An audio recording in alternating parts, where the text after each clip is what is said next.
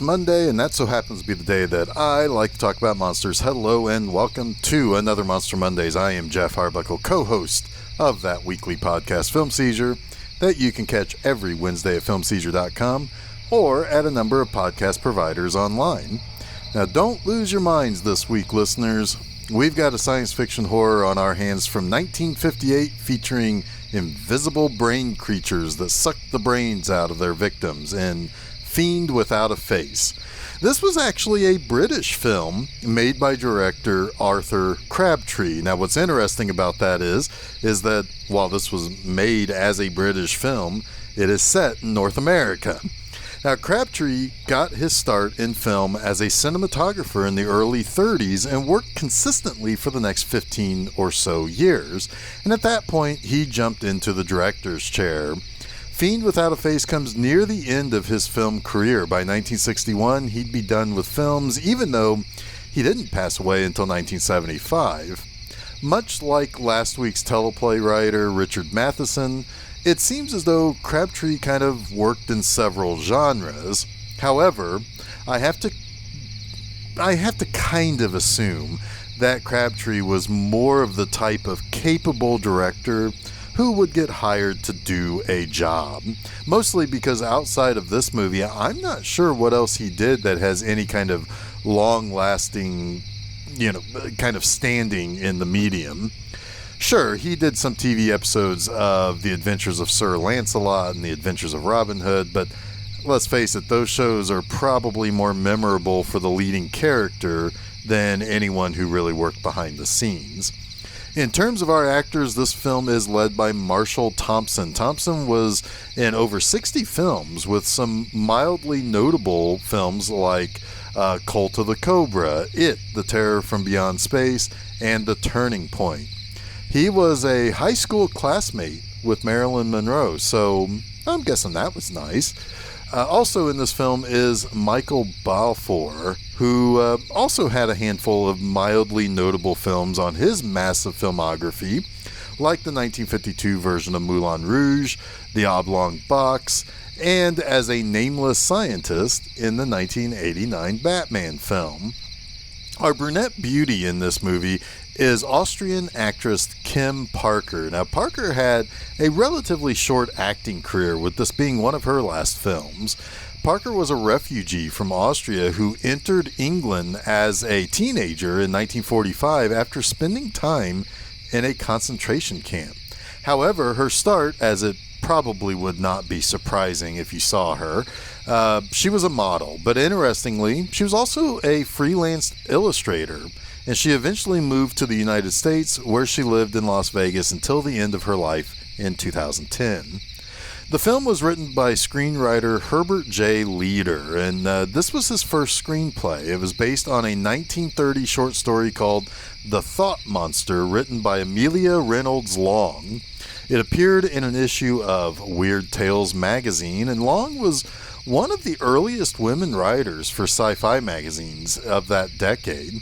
Interestingly, it was publisher Forrest J. Ackerman, a famous Monsters of Filmland fame, who was Long's literary agent at the time and brokered the sale of the story to the film's producers. It was not easy going for the film, though. Originally, writer Leader was going to also direct, but because he was an American, he couldn't get the proper work permits to do so in the United Kingdom, so it was up to Crabtree to take over. But he got pissed at the producers because he does not make monster movies. He walked off set for about a week, and Marshall Thompson had to fill in while he was gone. Apparently the film was entirely made in England, but it is supposedly set in Canada and primarily uses American and Canadian actors. The few British actors were overdubbed with American voice actors. But then there are the releases. In the United States, producers created a replica of a living, breathing brain creature fiend. It was in a case outside of the theater, and it would periodically move its tail and kind of, move around and scared the onlookers. But then it got so much attention at the theater, the New York City coppers finally had to tell the theater to get rid of the attraction because it was creating a disturbance. Then, some months later, it showed up in Britain, and the British censors demanded a whole bunch of cuts to avoid a dreaded banning. The brain monsters were quite gross, and they ended up getting axed and bleed gooey blood and all of that stuff. And it was quite graphic for 1958. And, well, the Brits have had a long history of being weird about censorship. The film did eventually get released. It did receive an X rating, but the press was still pissed about its release. Eventually, even Parliament got involved and kind of started to ask questions of the censorship board as to how such a film could ever see release. And if, that's a little stuffy if you ask me. But today, it's hardly anything but something for even kids to kind of point at and say, oh, cool, with the effects and everything. So the movie begins at the U.S. Air Force Interceptor Command Experimental Station Number 6 in Winthrop, Manitoba, Canada. Now, you got all of that? I sure hope they rename that place after a dead politician or something, because that's a mouthful. A patrolman stops for a smoke while making his rounds, and he hears something flying overhead and then begins hearing an odd sound that sounds like a combination of chewing and a heartbeat. He goes to investigate and hears a guy screaming in terror and finds him dead. After the credits, we get some sweet stock footage of U.S. jets flying and running routines at the base and so forth, and we also meet Major Geoff Cummings, played by Marshall Thompson, who is starting to investigate the case of the dead man found on patrol, together with Captain Al Chester, played by Terry Kilburn, who had been a child actor, starring as Tiny Tim in the 1938 film version of A Christmas Carol, and also appeared in films like Goodbye Mr. Chips and Andy Hardy Gets Spring Fever. Well, these two guys, Al and Cummings, they go and ask the base doctor if he completed an autopsy. He could not, because the local coroner from Winthrop claimed the body already. It's really important for Major Cummings to get that autopsy because this base is not well liked at all by the locals because of their experiments using radiation. The dead man's sister Barbara, who's Kim Parker's place, is also a local who kind of has a little bit of a demeanor about her where she's not going to be easily jerked around. The Army representatives kind of think of her as being maybe somebody who is kind of being contentious towards the base, but that's not actually the case. They thought that her brother was near the base at that time spying on them, writing down when planes would take off and so forth. But what actually he was writing down was the statuses and the health of cows. And there is an issue with the cows in town not really producing what they used to in terms of milk, and everybody thinks it's because of the radiation and so forth. But anyway, she does seem to kind of have some nice feelings for Major Cummings after he opts to drive her home, and he also kind of has an eye for her as well.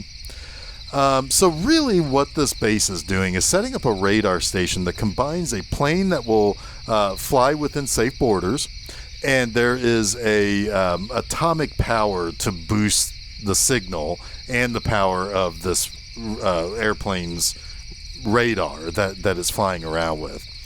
There has been limited success with being able to map as far away as Russia, but the power tends to fade shortly after that. So it's the constant reliance on that nuclear power that scares the locals to death. And on top of that, the constant flyovers are annoying, even interrupting the funeral of Barbara's brother's funeral, where the flyover basically causes nobody to be able to hear the priest at the gravesite. Now, the invisible enemy continues to attack and killing locals around town. While we can't actually see what happens, it appears that something wraps around the victims' necks, and then something attacks the back of their necks at the base of their heads. The army wants to do an autopsy, and after pulling some strings, the base's physician discovers 2 small holes in the back of the neck, and the victim's brains and spinal cords have been completely sucked out through those holes. While Major Cummings makes a house call to check in with Barbara, he finds out that she transcribes the work of one Professor R.E. Walgate, who does a lot of work on mental powers and thought control. He goes back to the base and asks Al to get basically everything and anything he can that will be either written by or is about Professor Walgate. That night, the mayor of the town is seen at home when the pulsating sound of one of the invisible creatures is heard, first outside and then inside. The creature attacks the mayor and kills him. So now the town is pretty well split between the idea that the deaths are being caused by radiation, while the other half believe that there is a lunatic murderer that is coming from the army base. And after the mayor is killed, the locals start organizing into lynch mobs, wanting to find out what's going on and find the killer, especially before he has the chance to get out of town. So things are getting a little bit hairy. People are dying, all of which are locals, and those locals are starting to get very nervous. Meanwhile, Major Cummings comes to visit Professor Walgate and asks for his assistance. Walgate, based on reading some basic stuff about what's at the base and the new radar developments being made, has hit it spot on with what's really going on at the base with the radioactive charged radar systems and so forth. Walgate asks if he saw the look on Barbara's brother's face when he died. It was as if he was deeply frightened. So Cummings asks if what's going on here is potentially supernatural. And the professor flatly and angrily refuses that is even possible in this case. So the trigger fingers of the mob from town trying to hunt themselves a murderer are getting really itchy now. Those itchy trigger fingers are not helped when some of the hunting party starts to get fed upon. But the new mayor is able to bring concerned townsfolk to the table and to talk to Major Cummings. And Barbara helps Cummings by saying that the problems with the cow's milk production is only because of the sound of the jets. Now that they've gotten used to it, the cows are starting to produce milk normally again. So during the town meeting, one of the people who were attacked from the lynch mob, which was actually the constable of the town, that doesn't seem like a great way to conduct police matters, but whatever. He comes in to the meeting as a drooling, moaning idiot. Cummings and Barbara talk about what might have, what could possibly have caused his condition. Cummings can't quite figure out what the problem is, but has a strong feeling that Professor Walgate is somehow involved. So he goes out to search the cemetery. Cummings looks around inside of a crypt, but gets locked inside, and when he doesn't report back in, well, Al gets concerned and starts to go searching for the major. Just as the oxygen runs out in the crypt, Barbara and Al are able to hear Cummings tapping on the door and are able to open the door and save him. Immediately, Cummings wants to see Walgate, and Cummings starts to talk to Walgate about one of his theories. And Walgate originally stated that something that would be kind of similar to telekinesis should not be possible. However, Cummings wonders if Walgate would change his mind about the theory if nuclear power was somehow used to boost that signal. Walgate begs for Cummings to shut down the power plant, and yes, the deaths all happened right after the power plant was at its peak output. And the major is able to convince the head honcho guy of the project there at the base to shut everything down. However, When the plutonium rods are all found to be smashed and destroyed, that prevents them from basically shutting the base down because they can't remove it from the reactors anymore. So, Walgate tells the top brass from the Army that for many years he's been working on what he calls thought materialization. What he needed to provide the boost would be found in his secret lab. He stimulated his brain to separate his thoughts from his consciousness, and that made him ill from these experiments. But when Barbara came along, it freed him to continue his experiments because she could be transcribing all of his papers to be published, and then he can go and deal with his experiments there. And finally, he was successful in his experiment, but needed more power. The air base gave him what he needed. He siphoned some of the power from the radars, and it amplified his thoughts. He ended up creating a creature based on the human brain to kind of store this power. He was successful, but like thoughts themselves, the creature was invisible. One night, the creature escaped and destroyed his lab and all of his notes on the creation of what he would end up calling a fiend. His creatures is a new life form that is basically a mental vampire. The atomic power plant is what is powering these monsters to live. Suck the brains out and the spinal cords out of their victims, and then that allows them to reproduce. In order to survive the attack of these brain creatures who are now attacking everyone and everything, they need to be able to see them. And the brain creatures turn up the atomic power at the base, and then they are seen. They really do look like a brain with a tail made from a spinal cord. Out of the tops of their brains are two antennae that probably have eyes or something on them for that to use. And so you turn up the atomic power, you can see these creatures, but they are more powerful. Shut down the plant, not only will they become invisible potentially, but they could also wither and die if you cut off their power source. The people who are barricaded in the professor's home figure out that the creatures are indeed mortal, as they can be shot and killed. However, one gets into the house through the chimney and kills one of the townspeople. Major Cummings kills the creature with an axe, and Cummings says that he needs to go back to the plant and shut the place down. They tried to provide cover for him, but Walgate decides that maybe he should go outside to see if he can control his own creations, but they pretty much kill him immediately. Cummings gets to the plant just as the remaining brains have outlasted the ammo on hand. Barbara gets attacked by one of the creatures, but the brain is pulled off of her before it can do much harm to her. And Cummings blows up the base and its reactor, which I'm sure is not the greatest thing to do to a nuclear power plant, but it does kill the remaining brain creatures and causes them to all melt into goo. And that's why we don't use nuclear power in widespread quantities in the United States. Now let me get to my 3 things I like about Fiend Without a Face. First, it's pretty straightforward. This is a fairly simple production, but does a lot with what it has. There are 3 primary settings seen in this movie: the Army base, the woods around the base, and the professor's house. However, each of these 3 settings are used extremely well. The woods around the base are where things can lurk about and attack a few of the townsfolk.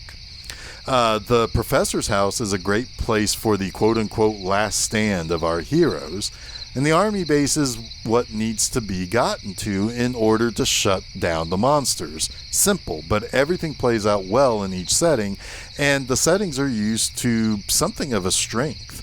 I especially like the professor's house being used as that last stand where the characters have to barricade themselves against the attacking brains. It's kind of like Night of the Living Dead or about 100 other zombie movies. It's an effective thing to do, and it's cool to see the brain monsters trying to figure out how they can get into the house. Plus, you have a good tense moment when the Army guys say they are almost out of ammo, and shortly thereafter the brain monsters break through the barricade. Then you need to ponder whether or not Major Cummings is going to be able to blow up the base in time to save everybody. Second, I'm curious if this is among the earliest of movies that actually show people doubting the science and unwelcoming to the military. Remember two things post-World War II and before the end of the 60s. That was more often true than not. Science guys were strapping heroes and the military were all good. After all, it was the combination of science guys creating the hydrogen bomb and the U.S. Army that won World War II. I mean, that's what we're at least told to believe in school. Now, you generally did not see plain old townsfolk railing against either the local scientists or the army. I guess that's because these were quote-unquote simple rural Canadians. They can just be kind of quote-unquote stupid to what we are trying to do to keep everyone safe from those mean old Russians.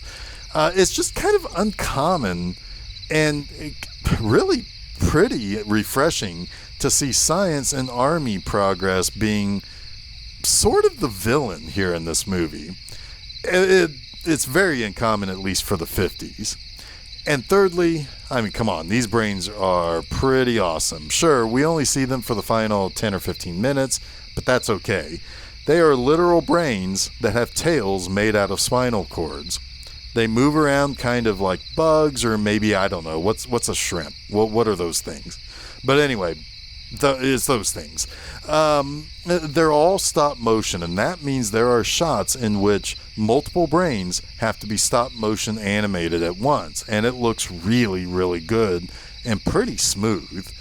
Then then when they get shot or axed, holy cow, it's gross, and it makes this weird goopy sound as their thick jelly-like blood oozes out of these brains. It's hard to imagine how this passed any censors in 1958. Somehow they did.